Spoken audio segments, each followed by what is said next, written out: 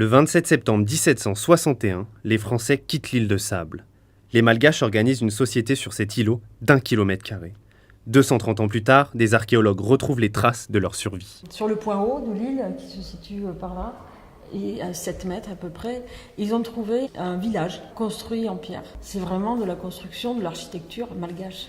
Des murs énormes, ce sont des bâtiments qui sont normalement réservés aux morts. Malgré la petitesse de l'île, les Malgaches ont rapidement trouvé de quoi se nourrir. Il y avait sur l'île énormément de ressources en fait, naturelles, dont une colonie de sternes qui sans doute était énorme. Il y a après sur l'île des tortues vertes qui se reproduisaient sur l'île à l'époque et qui se reproduisent encore, et ça c'est des ressources assez faciles à attraper.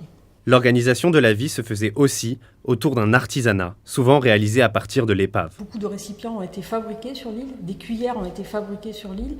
Là encore, le fait de fabriquer des choses qui sont utiles mais qui ne sont pas absolument nécessaires à la survie indique qu'ils ont dépassé à un certain moment la survie au sens strict du terme, mais qui se sont organisés et qui ont reconstruit une société. Une société qui a tenu 15 ans jusqu'au sauvetage par le chevalier de Tromelin.